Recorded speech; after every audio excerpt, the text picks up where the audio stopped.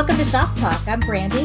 This is James, and we talk about all things related to cross-cultural workers and mental health. Great. We're glad you're here, and welcome to Season 2. We've made it to Season 2. Well, I'm excited today to have Anna Hampton. Anna grew up as a farm girl in the Midwest and felt called to work overseas as a young teen. By her mid-20s, she was in full-time work leading teenagers all over the world. In '96, she began a long-distance courtship with Neal across 3 continents, and after marrying in 1999, they raised their family in Afghanistan. She and her husband serve with the Barnabas International team in pastoral care and risk consulting. They have 3 adult children and 1 daughter-in-law. She's the author of Facing Danger, A Guide Through Risk, and Facing Fear, The Journey to Mature Courage in Risk and Persecution that we hope to see come out next year, and has contributed to the risk assessment and management training that Neal, her husband, wrote based on the book. Anna holds a master's in education leadership from Bethel University and a doctor of religious studies from Trinity Theological Seminary. She is a Bible teacher and a conference speaker at international women's events in Central Asia, the Middle East, and the US. She writes at theologyofrisk.com and at Behind the Veil, a public journal of a hidden life. Anna, it's so great to have you with us today. Thanks so much, James. It's good to be here with you and Brandy. For those who haven't dug into her book, I feel like at this point it's for most organizations essential reading for people who are going to places that may have higher risk than their home countries. So in most of the context I see it at the top of the list of required reading for a lot of cross-cultural workers. I really enjoyed reading it. I enjoyed your perspective. When I first started reading it, you were talking about the difference between theology of suffering and theology of risk. And I was like, what? Why is she talking about here? But, I started, as I kept going, I was like, oh, I get this now. And I think it's a really important distinction to make. And I wonder if you can talk about that a little bit here and what that means. Yeah, thanks for reading my book. I always appreciate it. Yep. I think it started with when I submitted the dissertation proposal to my advisor. He wrote back and he's like, I thought theology of risk and theology of suffering was the same thing. And that's kind of the crux of the problem that we experienced in Afghanistan with our questions. Was our questions that we were asking, we were continually getting a suffering answer to a risk question. And a risk question is mostly situational. It doesn't want or need a conceptual question about God's goodness, about the future. It's what am I supposed to do in the here and now? And the church has, for the last 30 to 40 years, to the modern risk question, has been giving simplistic answers. There's a difference between simple and simplistic. And the simplistic answers do not help. Mm-hmm. And they don't lead to resiliency, and they don't lead to further awareness of what God's Spirit is leading in the moment. And so we really then had to figure out, how do we explain to people the difference between a theology of risk and a theology of suffering? And so that graphic that you're referring to in the little discussion there is something that we try to bring out in every risk training that we do with people as well, make them stop and think about it and see that it's not exactly the same, although it's quite overlapped. Mm-hmm. Mm-hmm. I like what you talk about in your book, that they're both important. The theology of suffering is important to sort of grapple with that and wrestle with it. But it has its limits when you're right in, an intense situation too, or you're staring down an intense situation too. And so they're both helpful, but they're different than each other. So I appreciate you pointing that out. Thanks. I think one of the reasons we really wanted to have Anna on right now, and it's, the fall of 2022, and in the last 14 months, places that had been stable for quite some time have had kind of upheaval. We've got the war between Russia and Ukraine. We've had a change of power in Afghanistan with lots of global workers having to leave. And it's now been long enough from both of those that we're kind of looking at putting people back into those places. So expatriates looking at going back to their work in Russia or into the parts of Ukraine that they can. And I think for us, it's kind of like the second part of that. A lot of people have engaged some in risk initially, but now having left because the risk increased and, everybody has their risk assessments and things changed and they left. And now it's a question of like, how do you go back to a situation that you now know is less stable than it was before? And how do you engage in that initial thoughts at the idea of going back? The idea of going back, it's a really big question. One of my long-term goals in getting the Facing Danger book out there, which is kind of a more palatable way of reading somebody's dissertation. It's still, I'm sorry that it's so big. I didn't really mean to write such a big book, but the goal was to change the conversation, because the conversation, again, had stayed at the simplistic level. I would say this is not a Q&A. This is a Q and response, a Q and R. I don't have an answer for everything, and there are no simple answers. First question here really is, how do you go back to a difficult situation?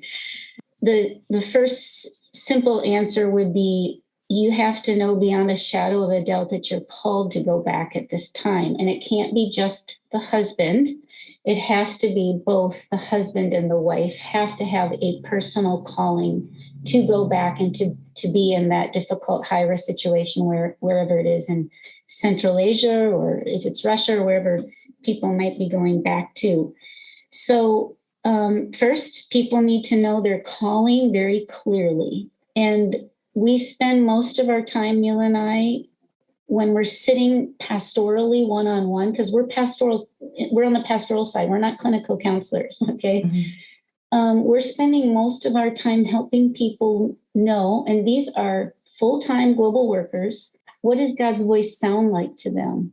And this is sometimes hard for people. How does God speak? And because our relationship should hopefully be on a trajectory of deeper intimacy with Christ, he begins to speak differently through more spiritual senses as we grow in intimacy.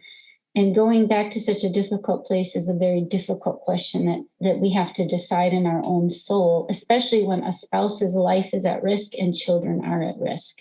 Mm-hmm. So that's the first answer, but what would be your follow-up question to that?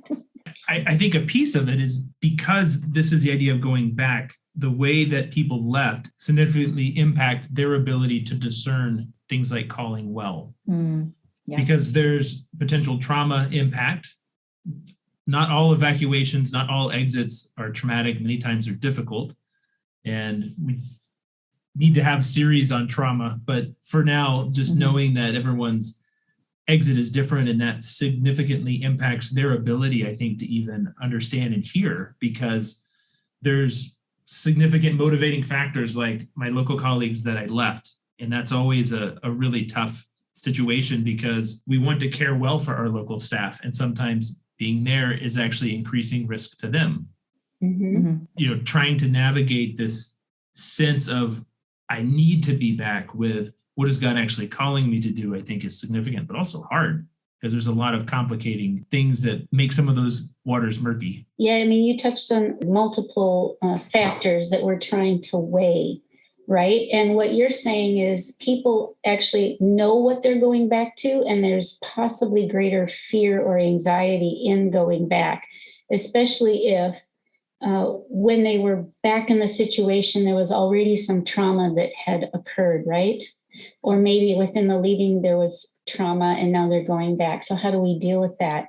And so a short answer would be the chapter on emotions and facing danger is really what the second book is diving much deeper into. How do we face our fear? This is not really taught well about I'm going to just speak about the American church because I'm an American. Mm-hmm.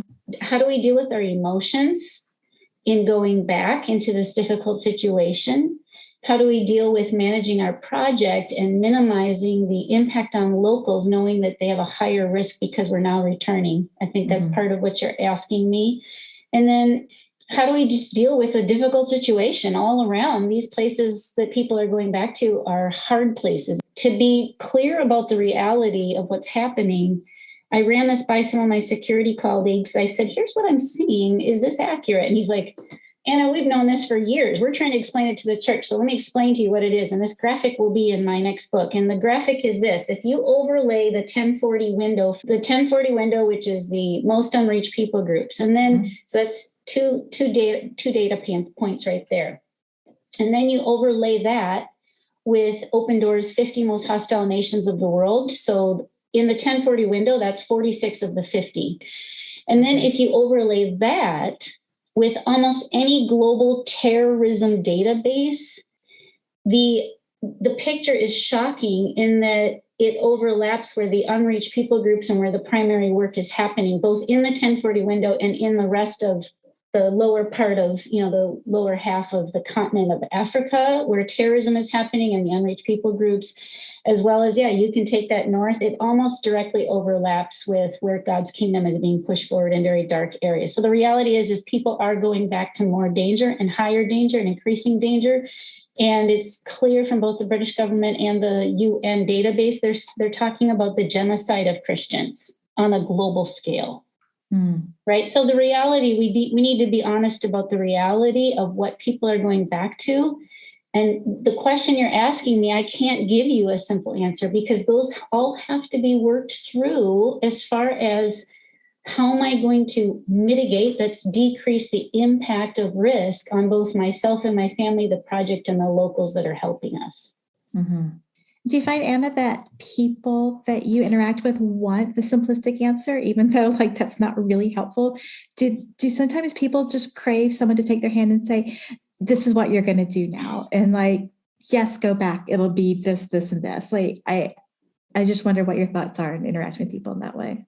Proverbs says, but we can actually give health, life to the soul with the right word. And actually, I've seen Christ followers who are going into dangerous situations have more titanium in their steel. They actually put their shoulders back and stand more erect when we say, here's the reality. Here is what you're saying God is calling you to. And here's how you can manage as you go into this suffering, dangerous area.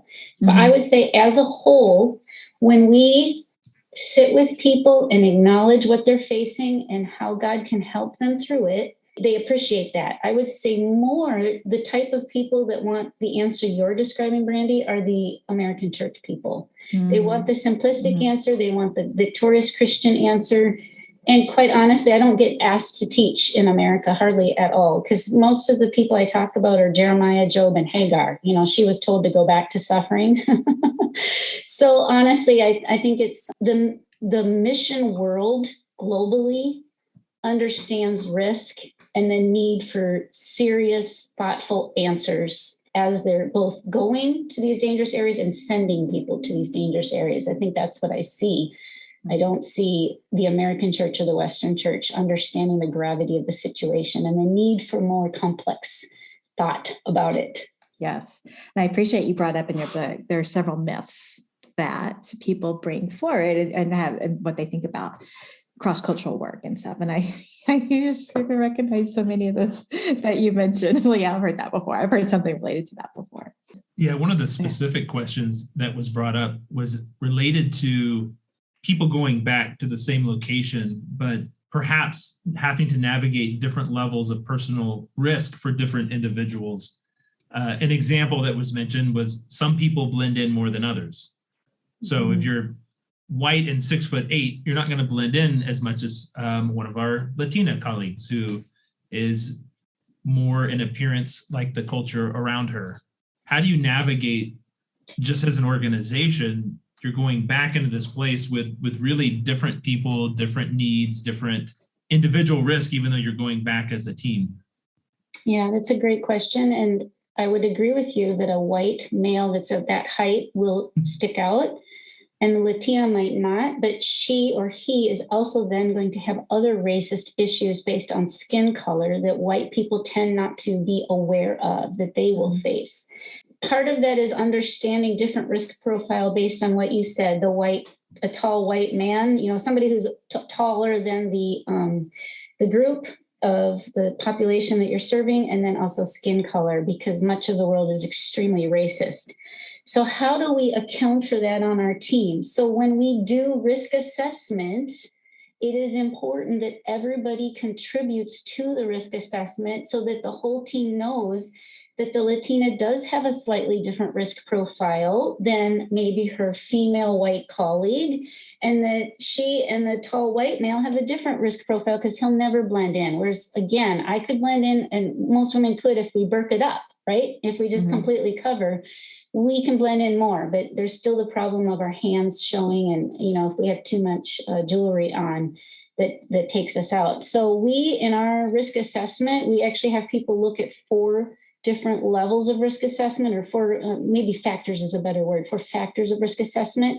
We have them look at severity, frequency, geographic proximity, and demographic proximity. And the reason is because that changes for different risks based on what the risk problem is that we're addressing, and then our geographic or demographic background. So now that's still general, because we have 2 days of risk assessment and management training. But when we can address it as the team, and the whole team realizes, oh, your risk profile is different than mine, then as a team, we're now building community. How can we help each other and care for each other in this risk situation? And that puts God's family, God's kingdom on display when we care for people. And Jesus taught us in John 13:34, they will know you're my disciples by how you love one another. And so that is why we're saying risk assessment and how we manage it is actually missional and worshipful. It sounds so normative when you say it like that. Where I'm usually coming in the counseling role is helping people navigate the challenges of being in different places. How do you talk about kids and families? Because that's a question for many of our people that have been relocated in the last 16 months. Is now, how do you manage going back as families? We have both people, individuals, and we have organizations that have different risk tolerances. Okay. And people are at different levels of what we would say risk literacy.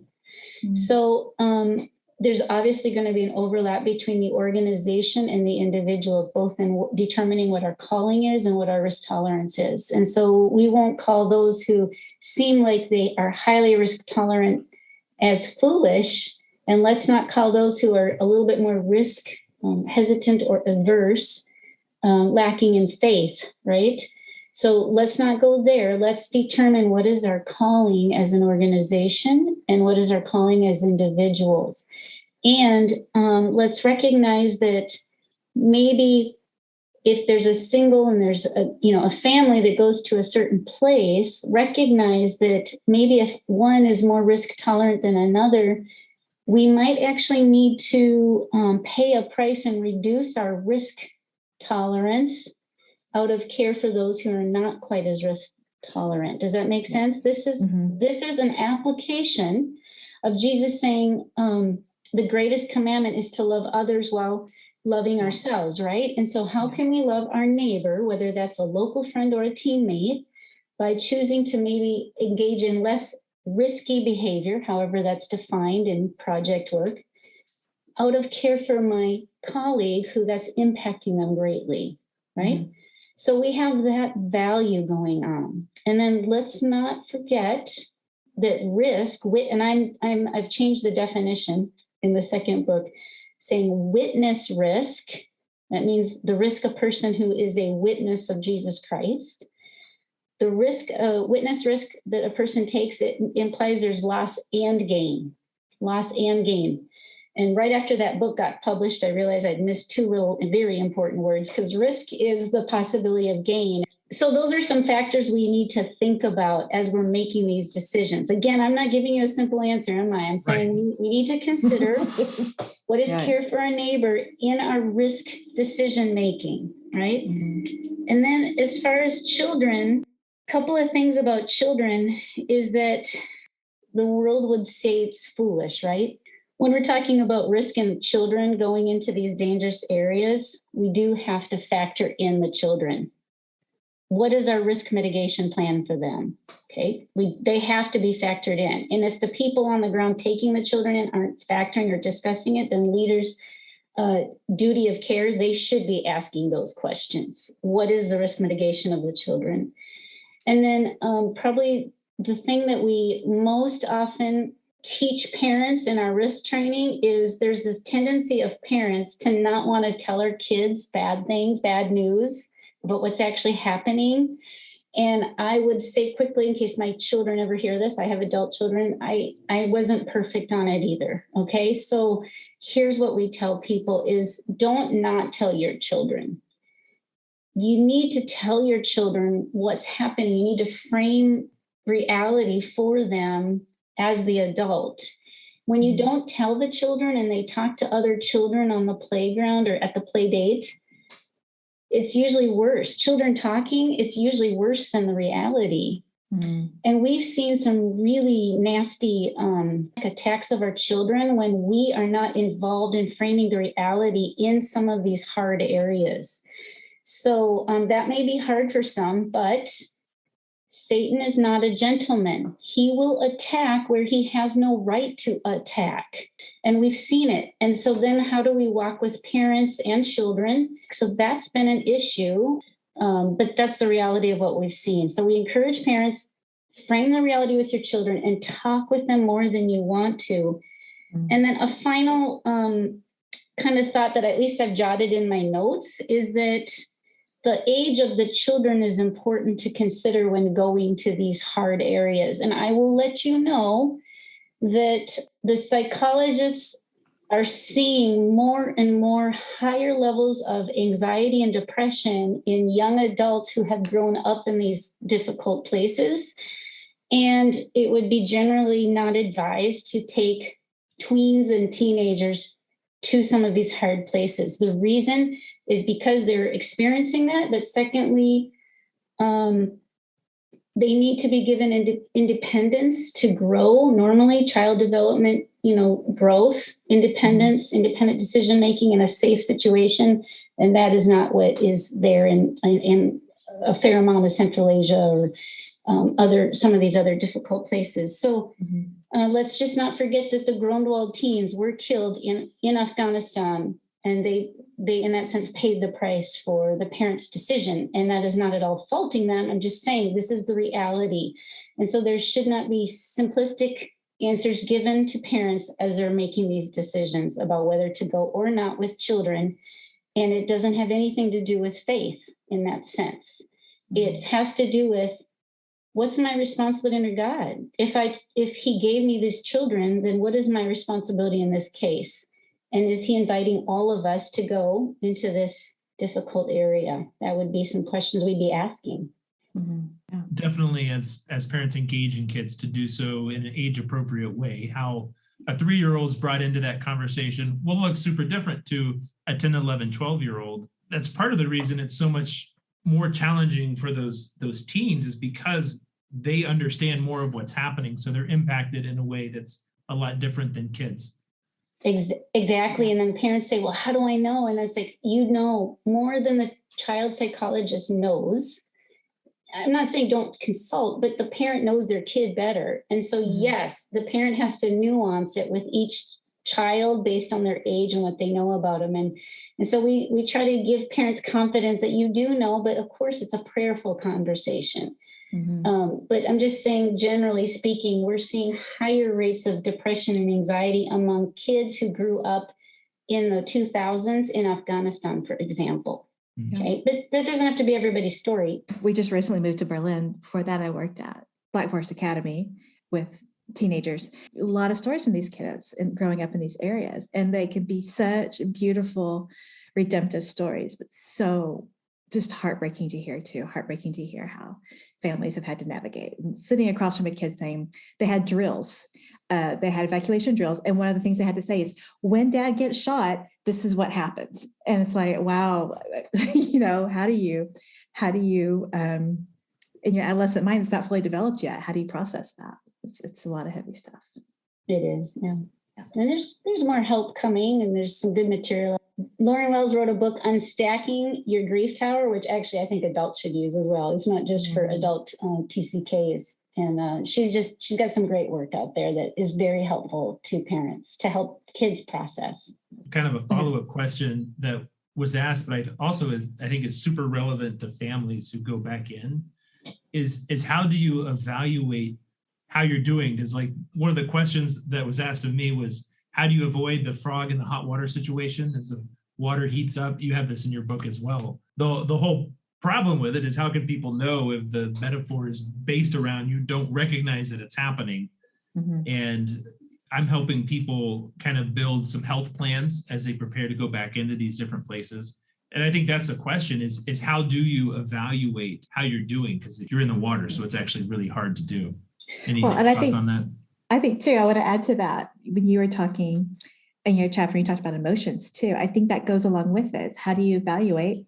And I'd imagine knowing your emotions and being able to name what you're feeling and name what you're experiencing can help you in that process so you don't get to that. Okay, well, I'm still going to separate out an answer here, because the emotion one is kind of a big one. Yeah. So is the frog in the hot water. I did kind of quickly reread that chapter 10 in my book to see what I had to say. And I'm like, I really didn't finish my thought there, but okay, there's a second book coming. Okay. So, and actually I'm hoping to get Facing Danger second edition out, because we're up to 14 and potentially a 15th risk myth. The whole thing about avoiding the frog in the hot water, I think, is important for a team in a high risk environment to cultivate a habit. We would say a habitual resiliency kind of checklist. So you can actually build this into your endurance plan. Okay. So the crisis management plan and the risk assessment plan should have an endurance plan as a factor in there, that you've thought about, how am I going to endure long term? And so avoiding this frog in the hot water is you're inviting there should be at least one person assigned to monitor risk assessment and to monitor the sources of discernment. And that's why we have a section there on sources of discernment in risk, which includes security professionals or security voices. It might be an organization or entity, can be secular or Christian. There's very good Christian risk analysis sources out there. Some of them do cost money, of course. There's also, of course, there's our embassies that speak to this. In some high-risk environment, there's actually a network of security analysis that shares information. And then, of course, we have our local friends who are people of peace. We regularly asked people we trusted, locals we trusted, to share with us kind of the temperature, the emotional temperature, and what was being preached, especially when we heard of kind of scary things in the media, of the local media, the local news. And we wanted to know what was happening within the religious sector of where we were operating. And so we were paying attention to all sorts of signs coming in and analyzing on a regular basis. And the higher the risk, the more we should be evaluating, more frequent evaluation, right? So when I say frequent, I was part of the church board in Afghanistan, and we evaluated every week if we should meet or not as a community in the year of 2008.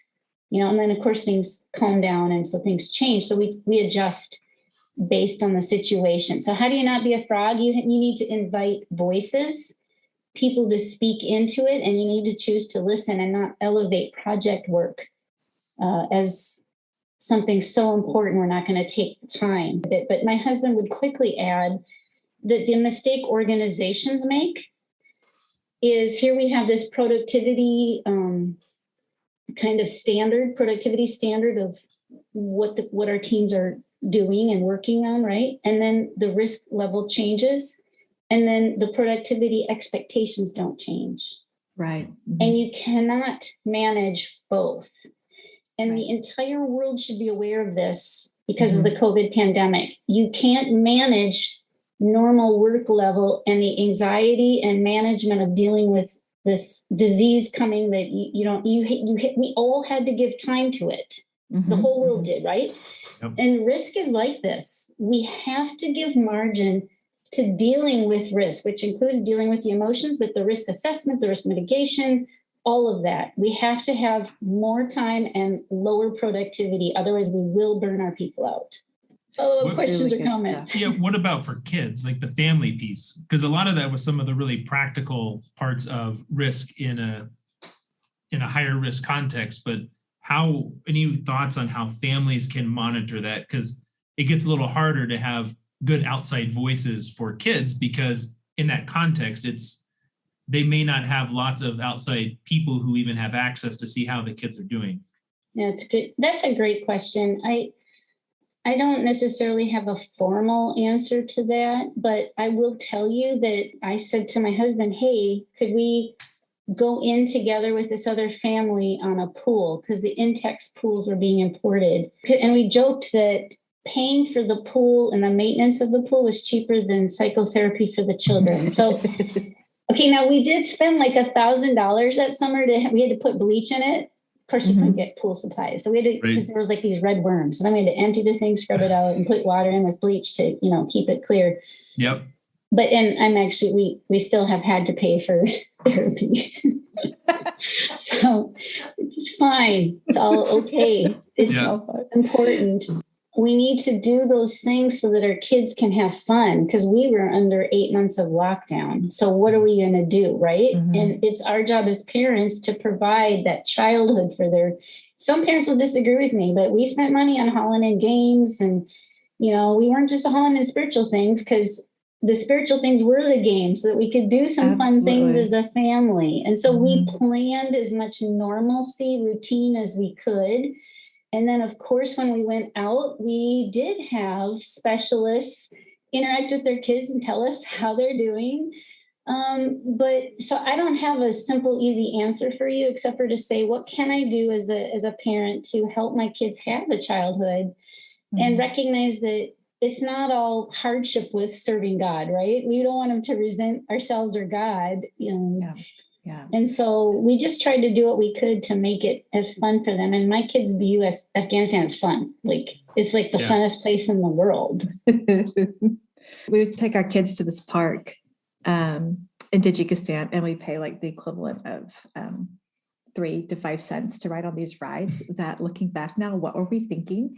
But they loved it. They survived. Yeah, they survived. It was so much fun for them. But taking that time to communicate to your kids that they're important to you, I think is so valuable. And it is spiritual. It's beautiful. Each situation, it's like, what can we do to make this a place of joy and life for our kids, even when it's hard for us, and not shield them from that either. So we hauled in Nerf guns and just had fun as a family. So I armed our daughter and myself with a Nerf gun, because I never got one as a child, and it was really fun. Yeah. So, but I'm not trying to, encourage violence, but it was just a fun way to play and take out stress, so just within our family. Yeah, it's a good thing for the family to do together. I wanted to ask you, Anna, again about chapter 10, about emotions. And one thing that stuck out to me was you talked about people responding out of both fear and anger, and how it resonated with me when you wrote about responding out of fear. What is it? You tend to blow out of proportion certain risks, but ignore other ones. And then when you respond out of anger, you tend to just go on ahead and just push through things, and maybe you shouldn't do that. And I thought, that's really interesting. And I identified with the responding out of fear one, absolutely. But I wonder if you could talk a little bit more about that. And in that, helping people to recognize why emotions are important and what they tell us about how we're experiencing risk. The risk decision is inevitably flawed when we don't account for emotions. That's what's in that first paragraph. And then I have a whole nother chapter that talks about it again in Facing Fear. The title of that chapter is Thinking About Our Thinking, which includes acknowledging our emotions. All right. And so one of my favorite theologians, he said, reason can be emotional just as emotion can be reasonable. And case in point is a reasonable statement, I'm willing to die for Christ, which is based on a whole lot of emotion as well, right? And so we must account for our emotions as first. And the research over the last 30 years continues to show that we make more decisions out of our emotions than we do out of our logical framework, our logical mind. And if you want a kind of more of a popular book, it's still a challenge to read, is the one by Tversky and Kahneman on Think Slow, Think Fast, I think is the title. I do cite it in my book, and it's a New York bestseller book. And the Think Fast is the emotion part and Think Slow is the logic part. And more of our decisions are made on the Think Fast side. And so they're also citing the psychological researchers on this. And so that's the thing, is we got to deal with our emotions, right? But we come from a church that says, let's not listen to our emotions. What do they have to tell us? Let's ignore our fear, and fear is sin. And so we got this emotional interplay. So that's why I wrote a book to discuss fear. And actually, I'll put in this plug for your listeners. I'm doing a Fear and Courage webinar November 16. People can sign up. They'd have to write to me directly at my Anna Hampton email. And that's where I'm really presenting chapter 3 out of the new book and talking about fear and courage and what it is. So I put that out there now. But to get back to your question about emotions, and help me out here, what specifically are you asking about emotions? How do you help people recognize? Because I think a lot of cross-cultural workers tend to downplay emotions. How would you help people recognize that actually that it is quite important to recognize what's going on internally, what's the root of it, and just why it's important when evaluating risk? So our emotions have something valuable to tell us, and they are part of the risk assessment equation. All right. So first off, we have to acknowledge that we have them and then figure out how to name them.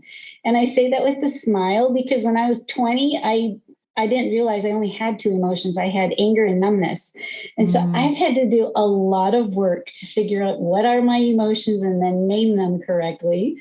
Yeah. All right. And so once I know what's happening with my emotions, then I can discern with God's help and with trusted friends how to respond to those.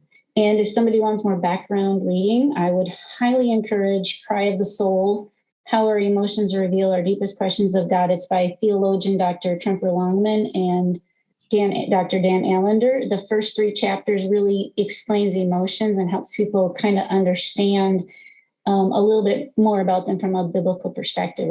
But that really helped me understand more about emotions and that these are valuable signs for us as we're considering that. And then when we sit with somebody, you say, okay, well, what's your biggest fear here? What's your biggest concern? And then, well, where does that lead you? And so we can, as we draw out somebody's emotions, we can actually use our risk mitigation to address some of that. And then that will actually lead to more resiliency of the people in the high risk or in the risk situation, whether it's high risk or not. It'll have more resiliency. But when we don't address our emotions, it leads to more isolation and resignation. And we would say isolation and resignation are the 2 things that will decrease resiliency and quickly lead somebody off the field, right? It takes time to sit. If you're a team leader, to sit and help your team acknowledge, name, and then process emotions. But if we don't do that, and it's just this jumble in the back of somebody's head, it will not lead to resiliency. And furthermore, when you don't process, it will lead to that isolation, resignation. And then we're not able to move forward out of worship of our Lord with joy and peace. It's also really supported by how we know our brain is responding to fear. Like you've talked about thinking and feeling brain. Our thinking brain is our upstairs cognitive processing, decision making, memory storage. Fear triggers our fight flight response. I mean, that's what it is. It's our body's automatic functioning that is not us making decisions at our best, but is really being activated in highly tense situations. So everything you're describing is really supported by the neuroscience of helping to reintegrate our brains to operate in the way that they work best, which is top down, where we are using our thinking part of our brain to be able to respond. When we're in our fear mode, our brain is not operating in the way that it's really designed to function. Isn't it interesting that like recognizing the fear is the best way to not be controlled by your fear? So like, yeah. You got it. And then So that's one of the things I go into. I created a graphic to show the fear comes, and then how do we do, what's the path of fear and the path of courage. And so I have a graphic to illustrate it, and that's what I share in the webinar as well. And it's in this next book. But what I found fascinating was how attachment theory applies here. So attachment theory, maybe some people know, is where the researchers started with an infant and how it attaches to its parent, right? But the research of the last 10 years, and there's quite a bit of it out there now, and some by secular researchers, that show faith, a strong faith in God or in a higher being, of course, or secular, in a higher being, is a strong indicator of how resilient somebody will be in adverse situation. And so we can apply attachment theory of an infant with its parent to us as adults, to God, whether we have secure attachment, anxious attachment, or avoidant attachment. And we can change that neurological pathway that James just described. We have a fear neurological pathway, and then we have this love or attachment neurological pathway, and we can, over time, change it. And the science is backing it up. So just that connection between mind and body and emotions and spiritual life is fascinating. And it's just, it's increasing the research behind it, what we can do to change our brains and be resilient. And my German colleagues, I heard this first from them, post-traumatic stress joy. We don't have to have post-traumatic stress disorder or injury, whichever word you want to use. I mean, we definitely have so much more we could talk to you about, but I'm really grateful for your time and for being willing to go to these hard places that a lot of people not able to and not safe enough to get into. I appreciate you, what you're doing out of your own experience and using, the paths that you and your husband have walked to help train other people in resiliency and facing risk too. I think it's a really, really precious thing. So thank you for that. And just how you've learned and how you're sharing that with others too. It's great. Yeah, thanks. Well, I just want to say he's worthy. He's worthy of whatever pain we go through. And those who risk their lives for Christ, we don't understand the price we will pay long term. And it's painful. And some of that doesn't stop. All right. So I'm presently in Minnesota, but there's still a price I'm paying and my family's paying for the choices we made. But he is worthy. Even when you feel your foundation shaking, he's worthy of it. And we have to remember that. That's great. If people want to find more about you or contact you for your webinar, your books, how can they track that down? Well, I'm in the process. My theologyofrisk.com website is live, but it doesn't have a lot of the content there yet. I'm moving it over from my personal blog so that there's just this one-stop shop for all of the Theology of Risk content. And then my personal blog is still there, but people can write to me at my annahampton00@gmail.com, and they can request the registration. And I haven't even put that advertisement on the Theology of Risk, but that's how people can contact me. I post the Global Member Care newsletter web and the Facebook page too. So those are some places people might find me. Good questions. Thank you. Thanks for letting me just wax eloquently, I hope. Yeah, for sure. You didn't ask me all your hard questions. I know there's more. We ran out of time. There's a lot more. Yeah. There's so many. I was really impressed by them. So if any of your people want to have follow-up, they're totally welcome to. They're very good questions. And some of it will be answered in the next book too. Some of it sort of, Yeah. Okay. All right. Well, thanks, Anna. All right. Thanks so much. All right. Thank you. Bye.